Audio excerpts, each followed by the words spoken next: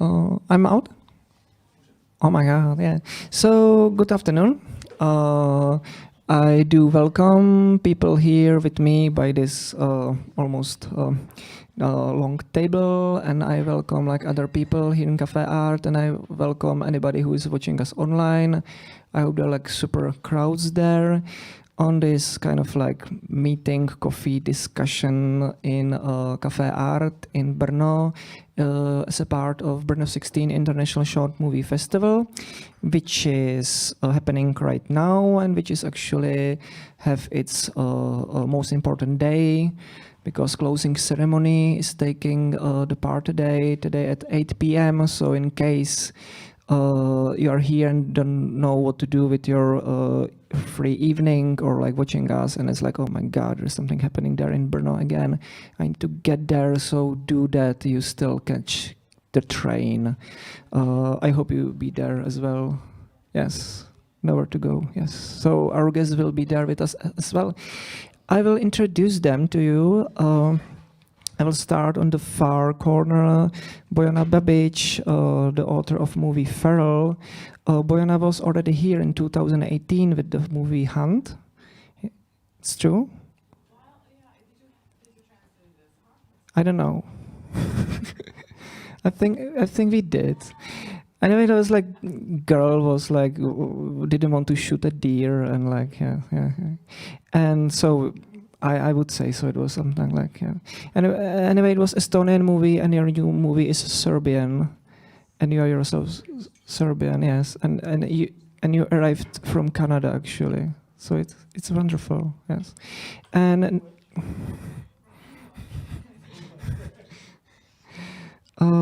next to Bojana is Domenico Del Orsi. I'm pronouncing it right? Oh my God, my Italian is getting so much better. I'm still afraid to order pasta. With the movie Gagarin, We Will Miss You. And Domenico is from Italy. Yes. It's cool, keep it. And next to Domenico is Gian and Gian Denny Attici. I pronounced it right, actually. Oh my God, I'm really good today. With the movie Black Box, and Gian arrived from Turkey. And next to Gian is Tomáš Vinsky. Did I pronounce it right? Oh my God, with the movie Jiří pes uprchlík, George the Dog the Fugitive. How we pronounce it? Refugee. I'm sorry. I prefer my own translation. It was like everything, and also he's a director of the movie, and also we've got here a producer of the movie, Tereza Nedla. Tak, já vás zde vítám. I kind of like make a promise it wouldn't be too intellectual because I wouldn't be even able to make it because like the festival is already running for like 3 days and I think there's no time for being intellectual anymore. Coffees don't work anymore. My first question would be like for everybody here, why do you do short movies?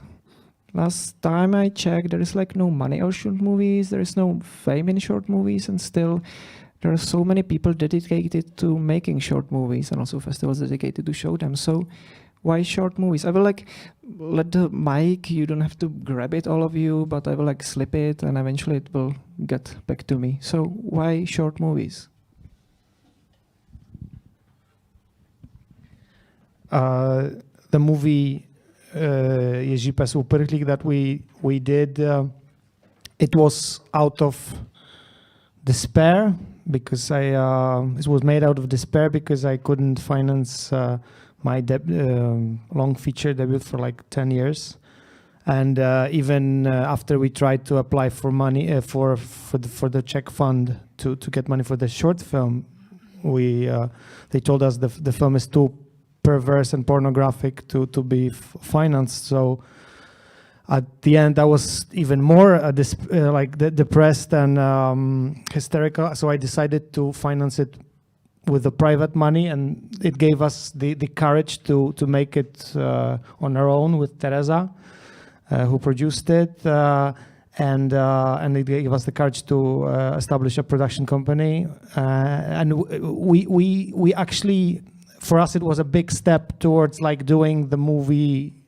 on our own terms, not asking permission, and being like totally free from anyone telling us how to do it, what, why. So for me, a short film is basically like a space of free expression. And even after that we made already a long feature, we still want to make short movies because we can control them more and be more, even more personal, even more free, because there's not much risk, and there's total freedom and this kind of beautiful kind of collaboration that you can have without taking such risks. So for me, it's like a space of freedom. Hello. I would say, I think pretty similar to what you said.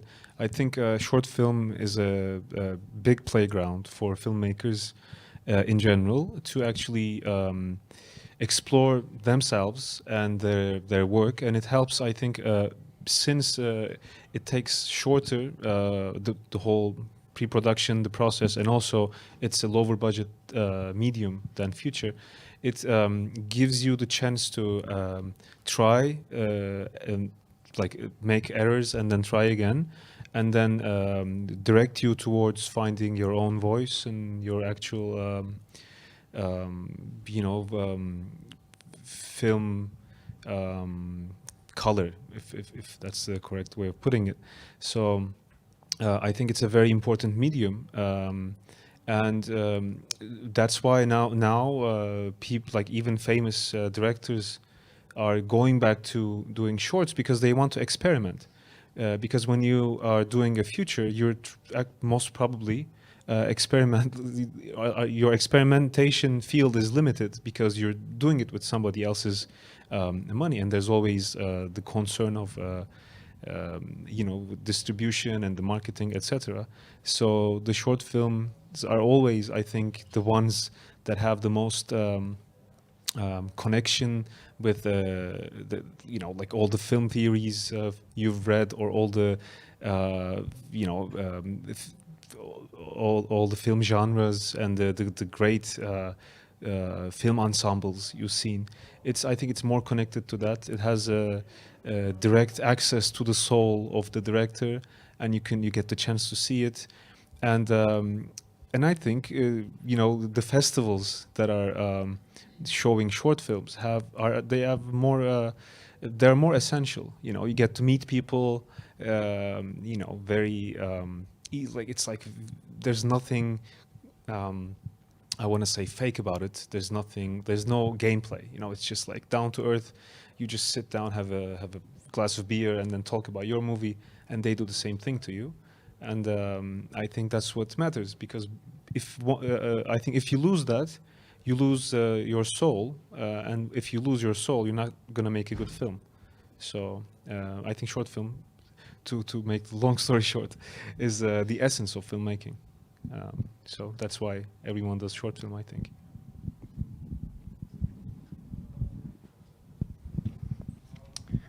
Hello, everyone. And I'm totally agree with the words of my dear colleagues here. And I'm thinking, sometimes we need time. But there are stories that need to be told in a short way. And but yes, finding money in our industry is the hardest thing, and probably someone just doesn't want to find money. You spend the risk in making movies, any kind of movies, is to spend much more time in finding the money than to create something. So as, sorry, your name I can't remember. Thomas. As Thomas said, is a great place for freedom. Because I myself I produce my short movies by myself, and I'm trying to produce my features by myself. And the experience in the short helps me in find a way not only to make short movie, but to find a method, a way to try to make a long movie with the method of the short movie. Because in the shorts you can, at least in my experience, you can set up you can build a strong partnership with your troupe, with your actor. And so setting up this kind of family is a way to, for me at least, to try to make a feature. Because every time I go to a producer with one of my stories or one of my projects, it's always kind of doesn't work. So I prefer to find a way to be free, and short is a kind of a gym where you can grow up.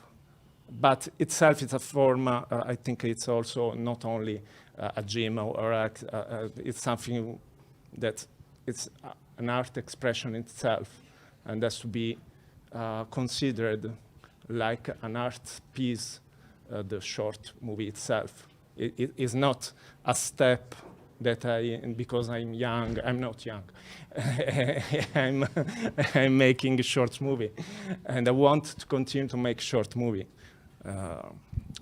But not short talk. I just remember this short film festival that I attended in Estonia, where they gave out the award to the director for the best international short film, and he got the award, and he said, "Thank you, and I hope that my next film will be a feature because I don't want to make any more shorts. Like, that's not how I work."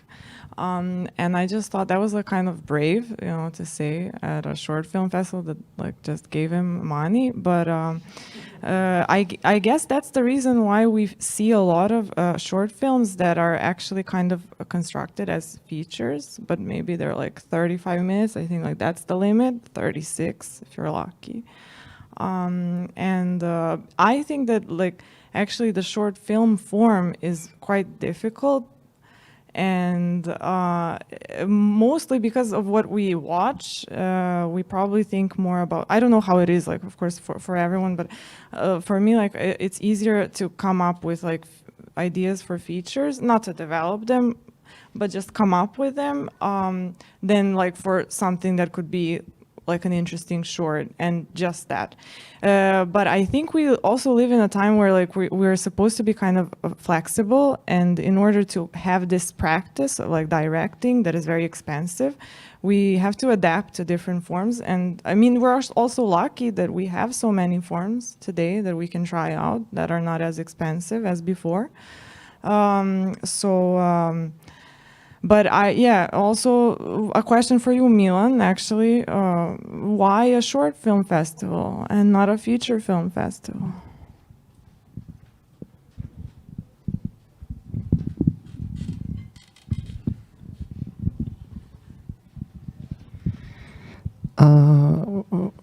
In case I will win best short movie festival award and I will get the money, I was no, I don't have to do the short movie festival anymore.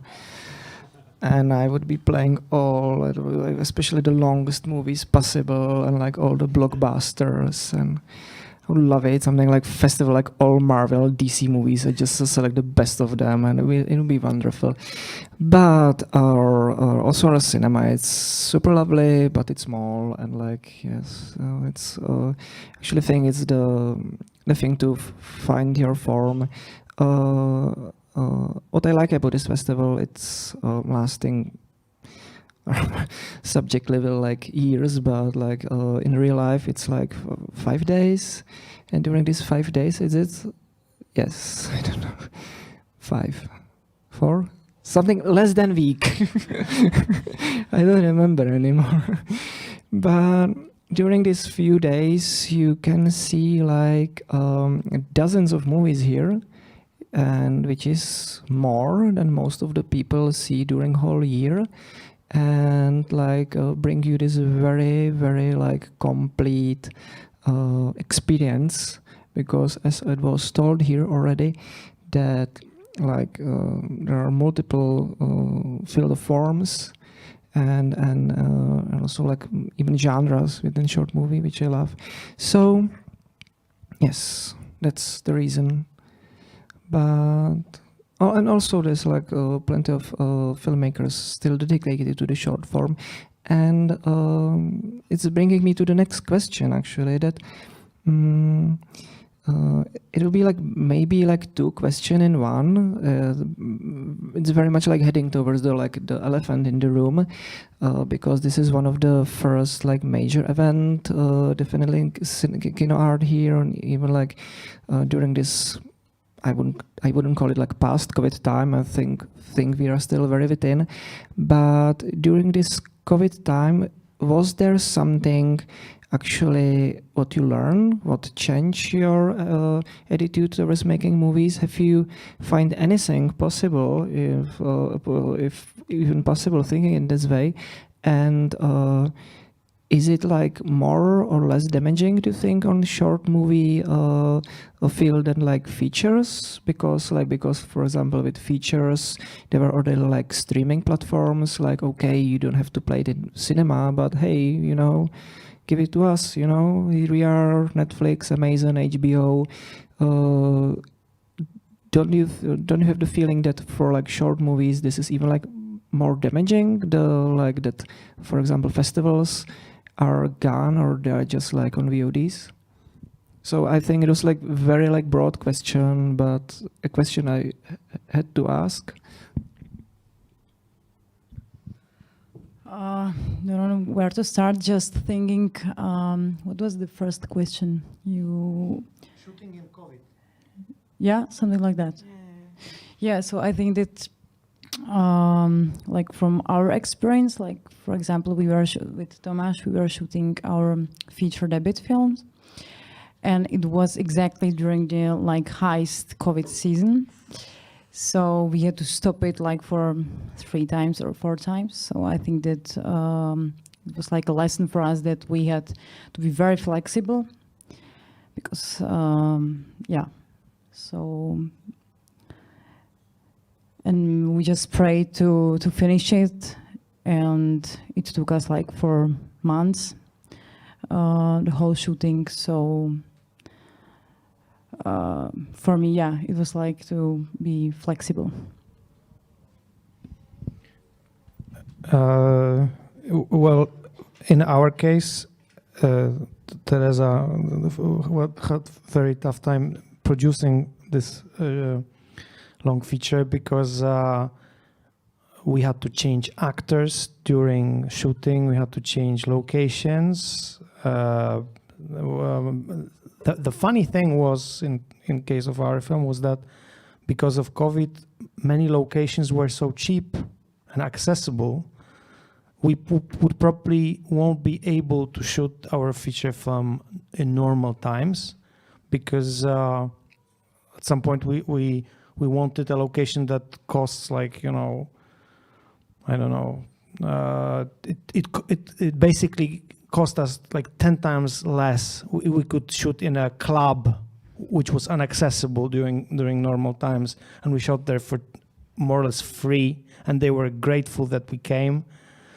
And other thing was, a funny thing was that we had very well-known Czech actors who had, normally they have 1 free day in half a year, and we were changing schedules all the time, but funny thing was they had nothing to do, so they could basically change their schedule randomly, and were accessible at all time.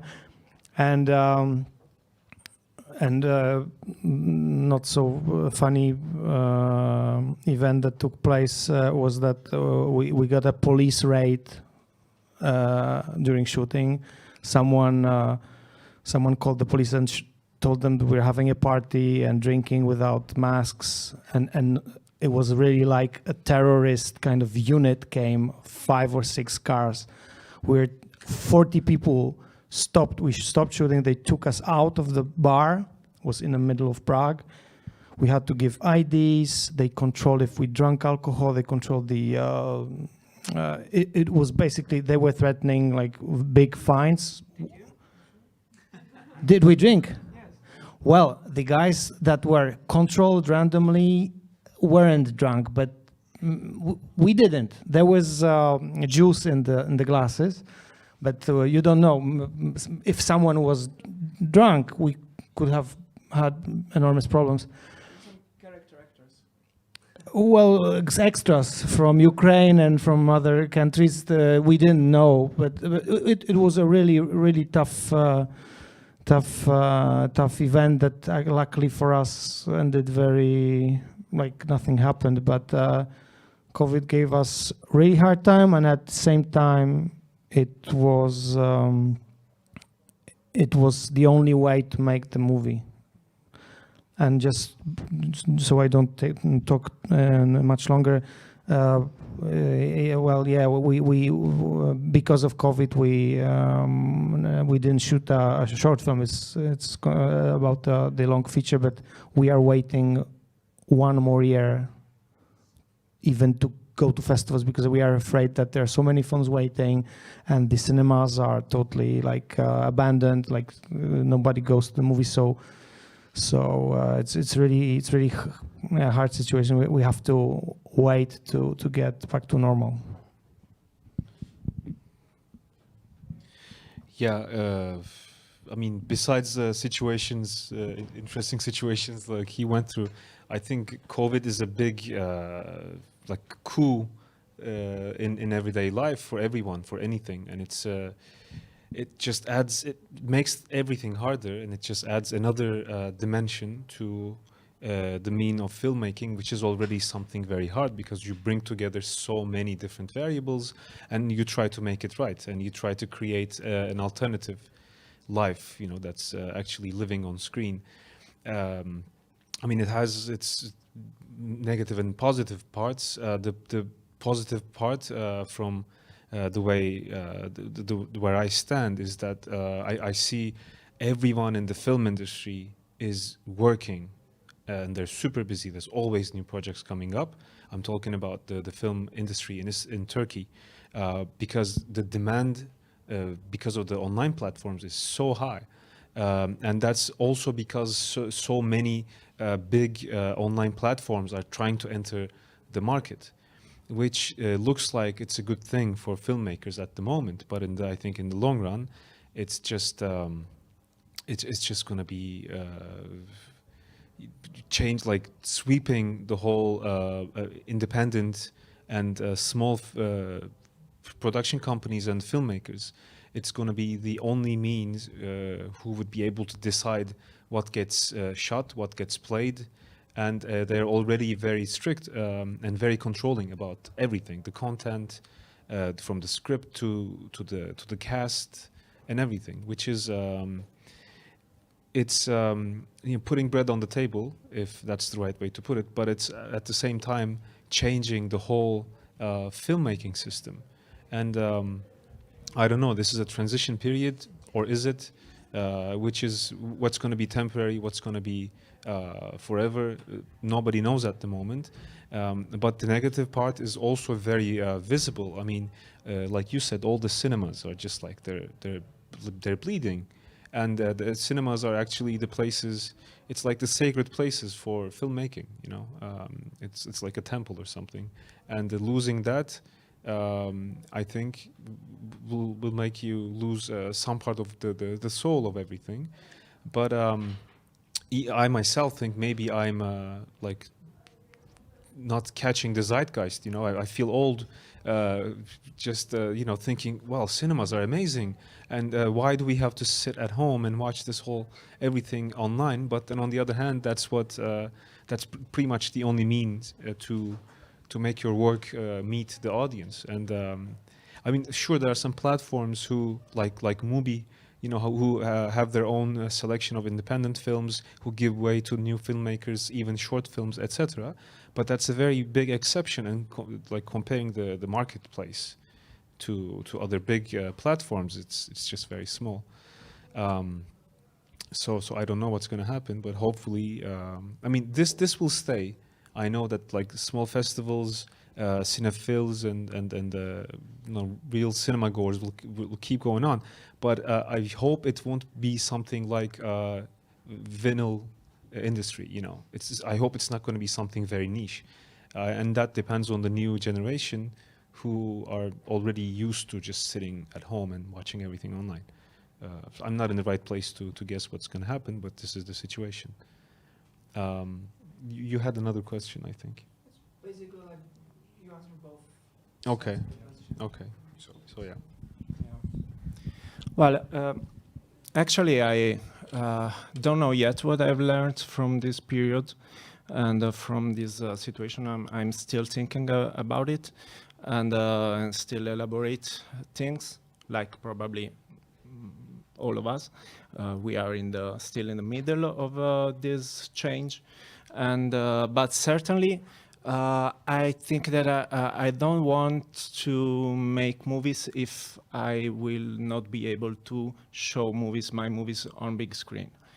The short that I made after the one you are showing here started his festival career just at the beginning of COVID season, and sometimes I forget that I have made that movie, that short. Was gone in a few festivals, all online, never been there, never talked to, I mean, I don't know what audience is. I always think that the public of my shorts or of my movies are people, are individuals, not generic audience. Well, of course, you can't meet everyone.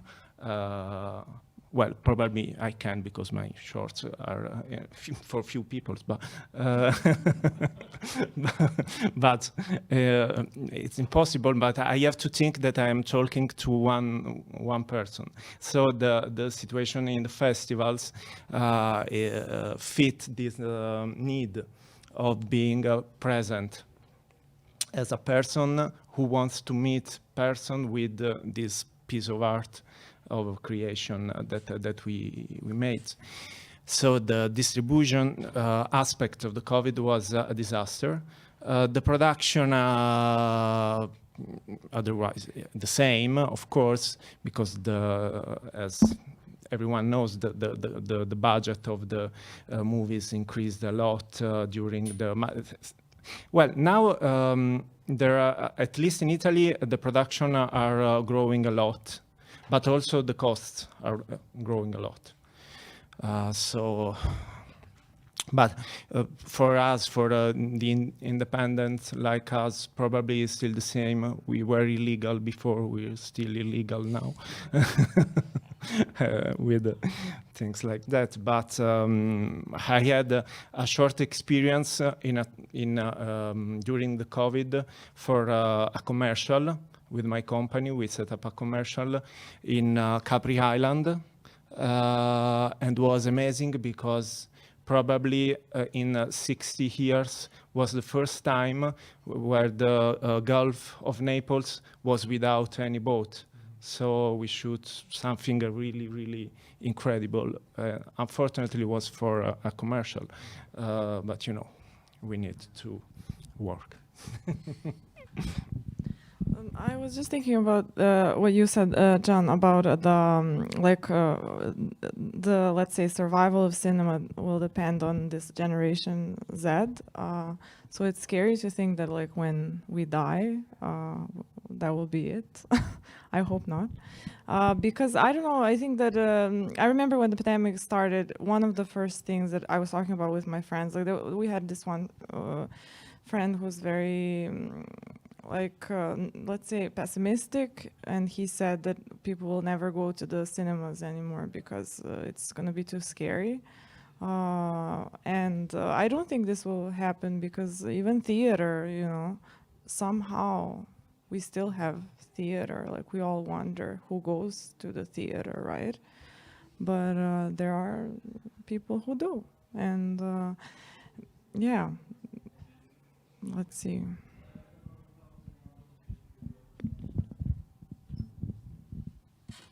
I also want to ask you, how do you feel about it, since you all since you're here with Kino Art?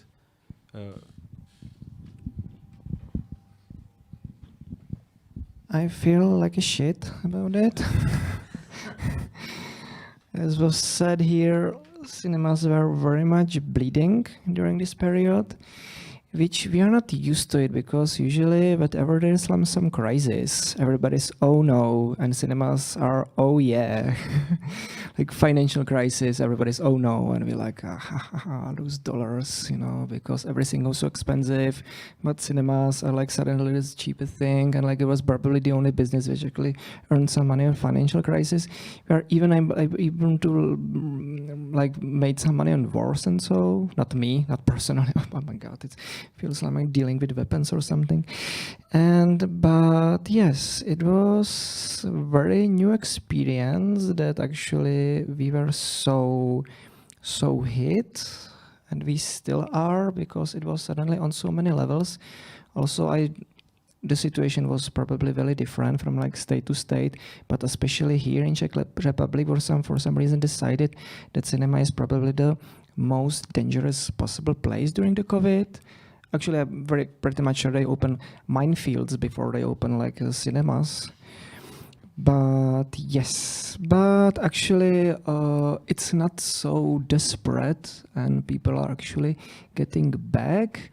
And this event is actually even the proof, because I think the attendance is quite interesting and cheerful, and I'm very optimistic. And now we got Dune coming to cinemas and new movies, and I think it will be like working again. So I'm not that pessimistic. So far it was quite pessimistic, honestly. Yes. Also, I haven't been to theater in like 10 years. It's something I shouldn't say online, probably, like this. Yeah. But is there an actually question from the audience? I was something like cheerful, like we wouldn't be saying that we are not like young anymore, and like thinking about like what will happen after that. And is this any like I would gladly like to pass it on my guests? No. So I've got one of my favorite questions, and I think it can spark a bit of light. Actually, what's your favorite movie? If everybody can say your favorite movie. It doesn't have to be necessarily short. It would be also interesting, like favorite short movie, because it can be very educational, because people don't know so many of them, or like short movie author, or even like a feature. So it seems to be something like more optimistic. I hope it wouldn't be like Iggy Smotry for everybody or something like that. So again, I will pass the mic. I would need more time to think about that. Don't know right now. I cannot answer this question like my favorite film of all times. It's too hard, but I can just say. It's not the title. Too hard. Oh, no, okay. No. I'm just saying that it's hard. It's too hard for me to think about the best movie I've ever seen. But I can just basically tell you about my strongest experience from the recent times. No. Die Hard. It's not on the list. No. But for me, it's like I sort of realized because maybe because of that film particularly, that what I need in the cinema is basically the cinema makes me the reason I want to make movies, the reason I go to the movies is that with some films, they sort of ignite in me or wake up in me a certain truth that I forgot. Something that is, it's not like a truth on the screen, but it can be a total lie, totally like magic, that sort of wakes up something real and authentic in me, like a soul that is sleeping, and the film makes it awake because it sort of reflects something hidden deep inside me, and it sort of wakes up because of the film. It happens very rarely, and the last time I felt something like it was when I saw the movie Hidden Life by Terrence Malick. I don't know if you've seen it, but there was like, I think, one screening in Prague. And it was just, I'll briefly tell you what it's about. It's about a peasant in Hitler times who basically says, I won't be loyal to Hitler, I won't go to the army, I won't sign the petition, being loyal to Hitler. Because of that, he loses life. His wife with 3 kids is orphaned, and it's like this kind of, I would say, this sacrifice, this moral sacrifice against the totalitarian oppression. And for me, it was like this kind of, I felt I'm being like accused somehow of being passive. It sort of called for me for like being like very faithful to what you believe in, and not to be silent in a situation where, for example, your government commits crimes. It was for me this like waking up call. Maybe because something very serious is happening now in Poland on the Belarusian border. There are refugees coming, and the Polish government is not letting them in. They're dying in the forests, and all the Polish people have this like dilemma how they should react, if they should be like happy they are not coming into our country, or we should help them. And it's like this kind of genocide happening on our land, and it calls for action. And this film reminded me of the situation, and forced me to somehow get somehow react, somehow put myself in a position of how do I feel about this situation. So it was a very powerful and awakening experience for me. Yeah, I think you asked the hardest question for any filmmaker. What's your favorite film? At least for me, I would say I don't have like one straight answer, but I can say as a short film that I've seen 6 years ago, just stayed with me for a long time. I like also in the future films, the ones that I feel the most affection towards is usually films from alternative lives, alternative countries, alternative cultures, that, you know, just inhale me, and then I feel the whole thing about it. I could give like so many examples, like the Koreeda films take you to Japan and you stay there. Kieślowski like takes me to another time, another country. Same thing goes for Tarantino movies. Like, I mean, I've never held a sword, but I go inside the whole thing. So there's more than one. But coming back to that short, it was I think it's a Hungarian short. The name was Sing. I think the original title was Denki or something like that. It's about 2 young girls in a school choir, and it's a very symbolic thing that the 2 of the girls who don't really have a beautiful voice, and the teacher is like, she's very disciplined and very determined to win the the competition among all the schools, she asks those two girls to move their mouth but be silent, so that they don't break the harmony. But then the girls unite against the teacher, and they stay silent. Like everybody stays silent during the big ceremony. I'm giving spoilers, sorry, but it's just within I think it was 15, 18 minutes or something. Within that time period, it like tells you so much about Hungary, which I've never been before. The young girls, the way they live, the way they're part of a choir, which I never was a part of before, etc. So it's that aftertaste that you have with you that goes for years. I think that's what makes cinema magical, and it would be unfair to choose one taste, because they all taste, they have a different taste to them. So. Yeah. Well, each time I have to answer to this question, I feel like I never saw a movie, and I can't remember. I've seen a lot of things, but there are some movies that cinema is a world without boundaries, without limits. So it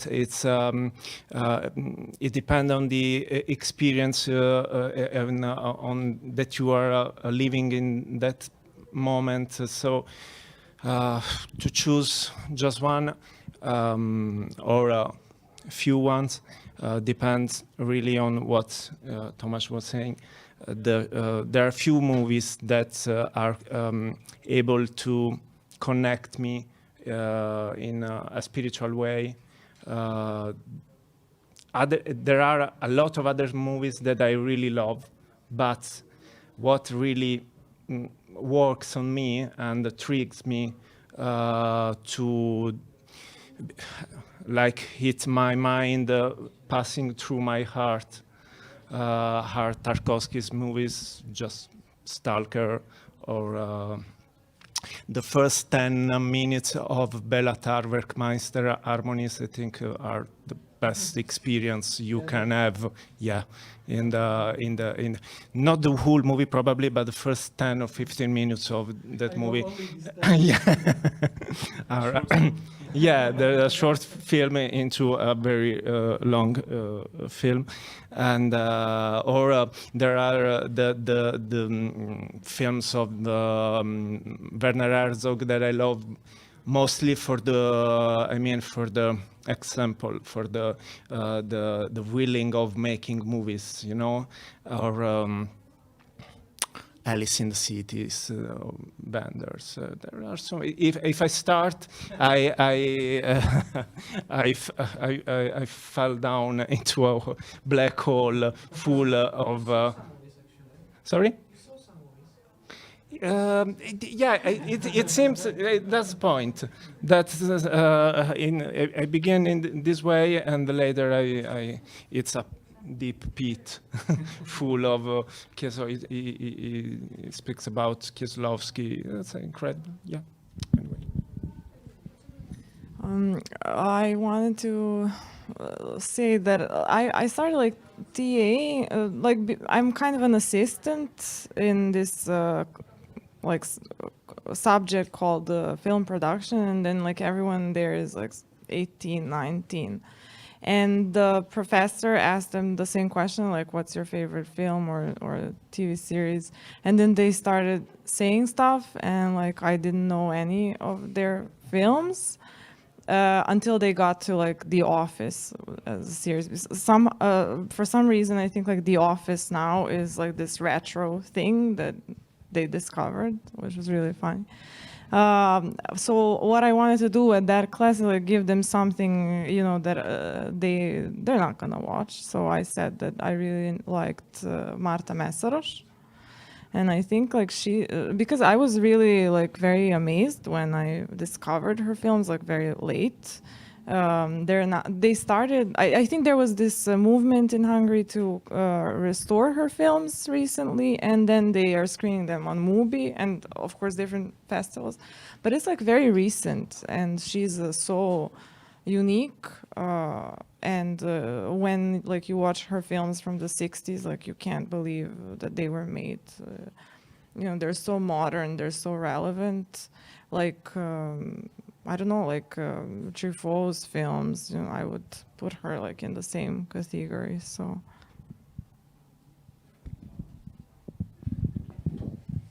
So again, what's your favorite film? We end up asking you the same question. I was kind of expecting that there will be some backfire. It's like obvious question. Hey, you like movies? What's your favorite movie? It's like I don't have no fucking idea. But my favorite movie is The Last Unicorn. It tore me to shreds when I saw it as a baby, and then tore me to shreds again when I saw it as a teenager, and then tore me to shreds again when I saw it when I was 30. So in case you want to have your day ruined, watch The Last Unicorn. It's a Japanese-British production, so it's kind of like anime, but the unicorn is from 1982, and the unicorn is voiced by Mia Farrow, and it's wonderful. So, I'm super glad we ended until I ruined it. I'm kind of in this kind of like optimistic wave. Time really moved on. Actually, we spent it quite nicely here. I hope you enjoyed as well. And we'll start to prepare on our closing ceremony. And maybe you will see later tonight also probably my favorite short movie. And it will be when all we will get drunk, and I will show it to you. So, good night for now. Good evening for anybody who is not going to sleep yet. And I hope we meet again. And anybody watching us online can join us again at 8 p.m. Central European Time for closing ceremony. So thank you for the attendance. Thank you very much.